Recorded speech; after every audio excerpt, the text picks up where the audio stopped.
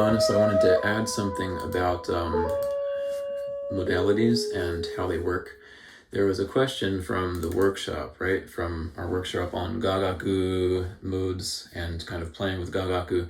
And the question was basically, what's the deal with the Gagaku Ryo modes being kind of played differently on a different scale than what we do in the hitoyogiri? So I'd like to kind of set out to answer that for you. We'll kind of take our yin-yang phoenix Ritsu and Ryo chart here to illustrate what's going on a little bit. Now, so here's the deal. First of all, we'll talk about Gagaku and how it works. In Gagaku, you have two modalities, right? There's Ritsu and there's Ryo. Hyojo is Ritsu, Banshiki is Ritsu, right? Oshiki is most like Ritsu, but it's actually Chukyoku. It's a combination of both, but we generally use the Ritsu modality the most often with that. And then there are two Ryo modes, that being Sojo and Ichikotsu. So we have that in common with hitoyogiri. The difference is the actual scale, and that's why there's, Ritsu and Ryo are both modalities and scales at the same time. They're a modality because they behave a certain way, right?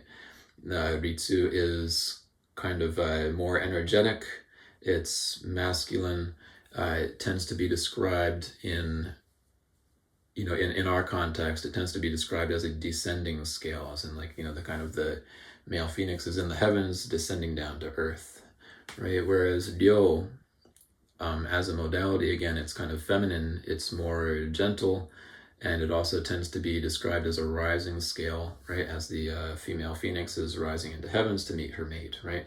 So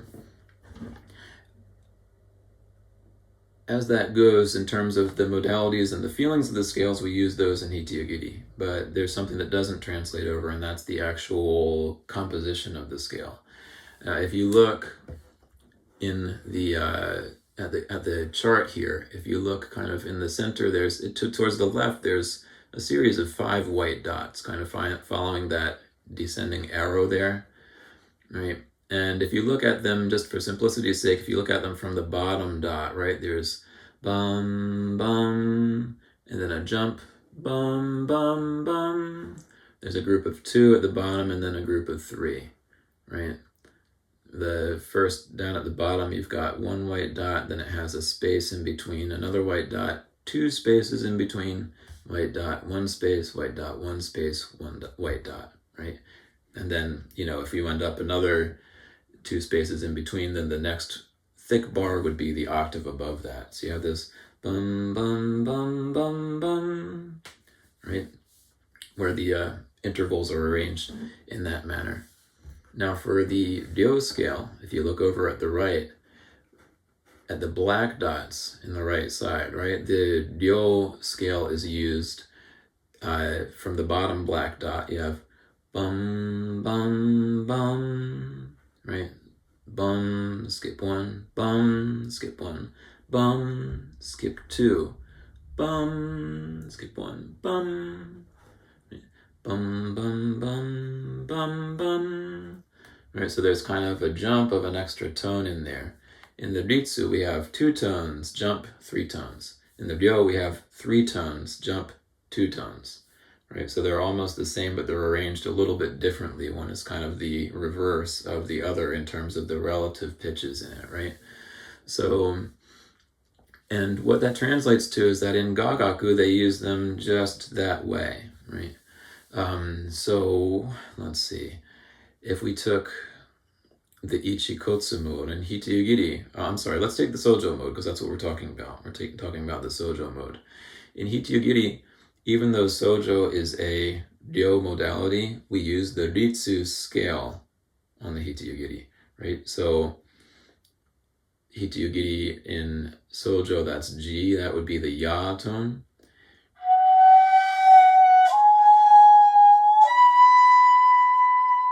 Well, and then we can't go any higher, right? But we don't have an Otsu Ya tone there.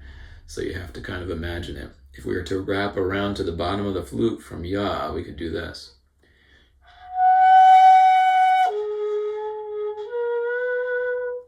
sorry.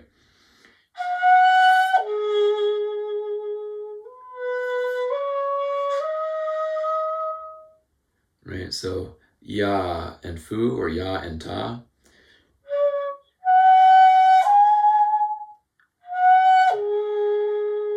That's our group of 2. And then you notice we have to go kari for ho or kari to hi, right? That's because we're skipping an extra interval and going up to that pitch. And we've got that group of 3 there, right?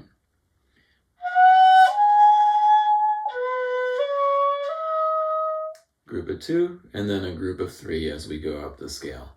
So that's what's going on there.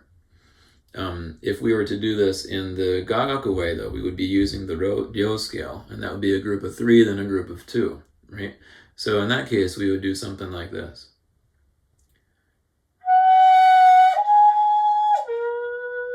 I'm sorry. Right, instead of ho being here, it would be here. We have a group of 3 at the bottom. So ya, fu, ho. And then we make our jump up to u and go kari.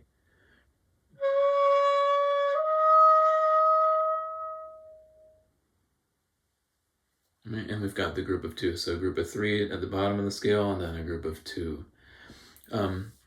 And effectively speaking, what does that do? It makes it so that we have this kind of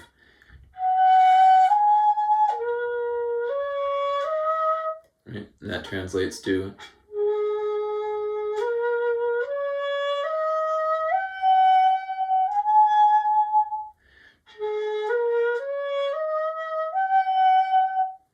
and that's the ichikotsu mode as we play it in hitoyogiri, right? So sojo kind of morphs into ichikotsu. Right? Let's take that a little further if you want. Let's take the ichikotsu mode, because that's another one that's going to be different in hitoyogiri. Our ichikotsu, as we just played, we start on the ichikotsu pitch. Then we have got a group of 2 at the bottom of the scale. Then we jump up to ya.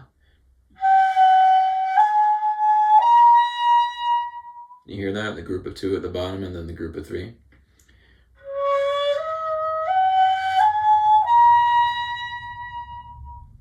Kyusho kakuchi-o. Right, we've got a group of 2, then a group of 3.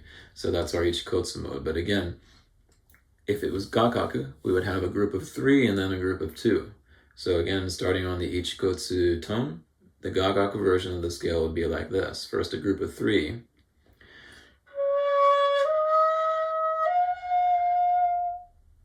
Right? Because there's not a big jump there to ya, so our ya ends up being like that ta fingering. So it's played meri.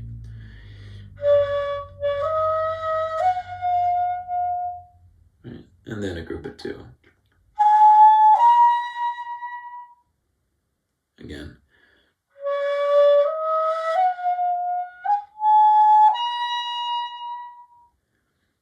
Da, da, da, da, da. You've got a group of 3 at the bottom, a group of 2 above it, and then practically speaking, from the bottom of the flute, that scale ends up sounding like this.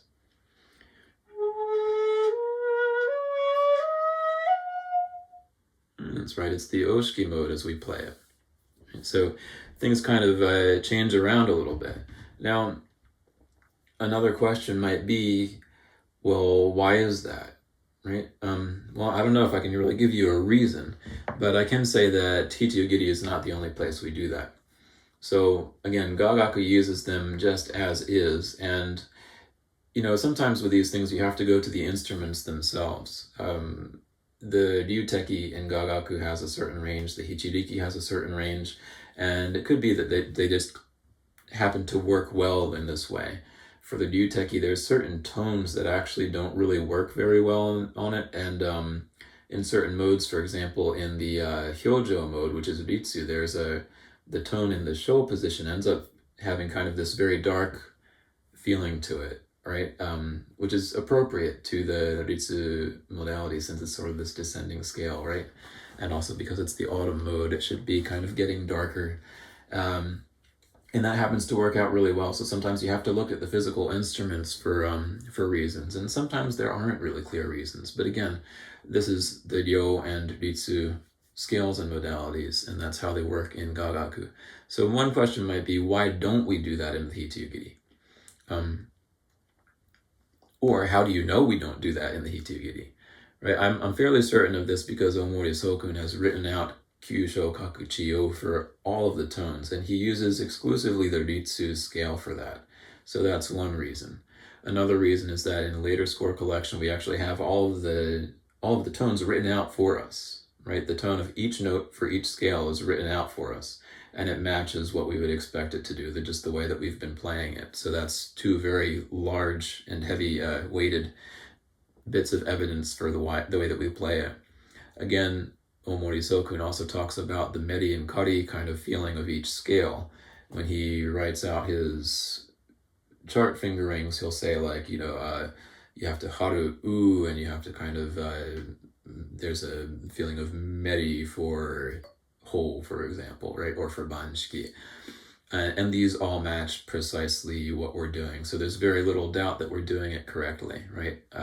In other words, there's no other interpretation for the way that we're doing it on the hitoyogiri. So again, if we were to say, well, why is that? Is it just the hitoyogiri? Are we doing it wrong on the hitoyogiri? Well, even just thinking about the hitoyogiri, think about the instrument, right? We've got 5 holes, we have 5 modes. If we take the ryo scale and use that for sojo and for ichikotsu, then sojo becomes ichikotsu, right? And then ichikotsu becomes oshiki. So we no longer have a unique sojo mode. We've got 2 versions of oshiki. We use the oshiki scale for 2 different modes, right? And then, let's see, sojo becomes ichikotsu. So we do still have ichikotsu, but it becomes something else. But we actually lose, since we are doubling up on, we end up doubling up on the oshiki mode. So we lose that. Basically, the one that we lose is the sojo, right? The unique scale of the sojo. So we have less tonal variety in what we're playing, right? We end up having the same scale for both ichikotsu and oshiki, but 2 different modalities for it, which is fine. But then, practically speaking, we only have 4 unique scales happening, and we really like to capture the feeling of each season with this. And now in Gagaku, you have more instruments and you have more modes, right? There's also a taishiki, which is the hyojo mode played both in Ritsu and Ryo. So it's not a kind of a hard rule. They do that in both. And in fact, if you go back older, there was actually a Suisen mode, which I forget where that falls, but they were actually compensating for this fact that certain scales double up in Gagaku, right? Where you'll have the same scale will be played in one mode ends up being Ryo, and another mode ends up being Ritsu, but they end up actually falling on the same physical scale, right? So they make up for that by actually having more, and it's just that some have fallen out of use because there weren't enough popular pieces composed for them, I suppose. But they were kind of dealing with that way. But in hitoyogiri, I think we want to take advantage of all of the particularities of the instrument and the varieties of fingerings that we can use for each transposition of the scale. So we're using the Ritsu scale for everything, but we're using both the Ritsu and Ryo modalities, and that's why I like to say mode versus modality, because they actually mean slightly different things. Another thing that we can say is we can look at Tendai shomyo, right? So in some Tendai shomyo texts that I've read from the same era as hitoyogiri, sometimes they will do the same thing and actually talk about all these scales in terms of Ritsu. It appears, again, I've only begun to dig into this, so I can't say anything with very much certainty at this point, but I have found collections of scales for Tendai shomyo, where, again, generally speaking, the Ryo is considered a ascending scale, and Ritsu is considered a descending scale, and that appears over and over in these Tendai shomyo theory books, right? But they also list all of the scales in both ascending and descending forms. So it's not like they're only exclusively one, right? And when you play or when you chant sojo in the ascending mode, then it sort of uses the ryo scale, and in the descending mode it uses the it uses the Ritsu scale, but it changes the auxiliary tones between ryo and Ritsu, right? So again, I'm starting to get into territory where I'm a little bit fuzzy myself, but you have these sort of ascending and descending scales within the same mode, and you're kind of using Ritsu and Ryo in different ways that aren't necessarily consistent with the Gagaku way of using them, right? So it seems like each music, whether it's shomyo or Gagaku or hitoyogiri, has its own kind of nuances and idiosyncrasies in the way that it perceives and employs these scales. So there's no real neat, unified music theory. And again, I was talking with Sean a little bit because he wanted to talk more about Ryo and Ritsu, and he came up with something that was the opposite of what I understand. And the reason is that in Shingon shomyo, which is what he knows, the way they perceive the Ritsu scale is to be ascending and the Ryo is descending, right? Even though it's the opposite in Tendai shomyo and in hitoyogiri, right? So there's no, it's kind of like each music developed its own philosophy, and lots of times these are very kind of concretely tied to the physical aspects of the instrument as well. So there's, again, the physical comes before the abstract, it seems, in Japanese music, right? You don't have this like single abstract theory that gets applied to different things. It's more the things take the general theory and what they've been hearing, and not necessarily logically, but in some way of sort of intuition and feeling, they grow into those instruments, and they have their own unique forms in each set of music. So that's kind of what happened in there, as much as I understand it. So I hope you enjoyed that.